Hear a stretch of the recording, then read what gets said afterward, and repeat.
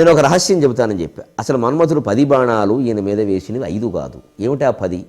ఆచార్యస్వామి చెబుతారు ఇదే సందర్భంలో సౌందర్య లహరిలో. ఎందుకు మన్మథుడు గెలిచాడు అంటే పరాజేతుం రుద్రం ద్విగుణ శరగర్భౌ గిరిసుతే నిషంగౌ జంఘేతే విషమ విశిఖౌ బాఢమకృత. పరాజేతుం రుద్రం ద్విగుణ శరగర్భౌ గిరిసుతే నిషంగౌ జంఘేతే విషమ విశిఖో బాఢమకృత. యదగ్రే దృశ్యంతే దశశరఫలా పాదయుగళి యదగ్రే దృశ్యంతే దశశరఫలా పాదయుగళి నఖాగ్రఛద్మానక సురమకుటశాణైక నికషాః. ఓడిపోయిన మన్మథుడు పరాభవానికి గురయ్యాడు. కక్ష తీర్చుకోవాలి శివుడి మీద ఏమైనా సరే, మరోసారి నెగ్గాలి.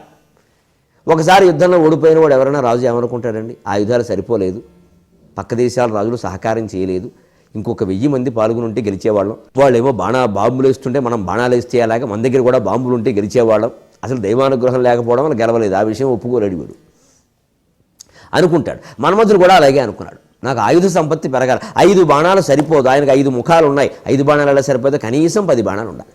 మరి ఎక్కడికి 10 బాణాలు అని ఏం చేయాలో తెలియక పరాజేతుం రుద్రం ద్విగుణ శరగర్భౌ గిరిశుతే అమ్మవారి పాదాలు ఆశ్రయించాట. అమ్మా, ఆయన్ని పెళ్లి చేసుకున్నావు, నేను ఎప్పటికైనా ఎలాగైనా శివుణ్ణి మన్మథ బాణాలకు గురి చేసి నీకు దాసుణ్ణి చెయ్యాలి. ఈయన నేను కాముడికి లొంగను అంటున్నాడు, నువ్వు లొంగావు కాముడికి. కామేశ్వర ప్రేమరత్నమణి ప్రతిపణస్తని, ఆయన ప్రేమ అనేటువంటి రత్నాలు ఇస్తే ఆవిడ మణులు అనేటువంటి స్థానాలు ఇచ్చిందట.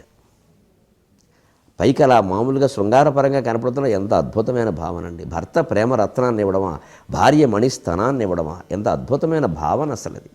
భార్యాభర్తల మధ్య చెప్పుకుంటే ఈ మాటలు ఎంత బాగుంటాయి, ఎంత ఆనందాన్ని కలిగిస్తాయి, ఎంత రసమయమైన వాతావరణాన్ని నింపుతాయి ఇంట్లో. మన దేవతా స్తోత్రాల్లో కూడా ఇంత శృంగారం ఉంది, ఇంత సరసం ఉంది, ఇంత హాయి ఉంది.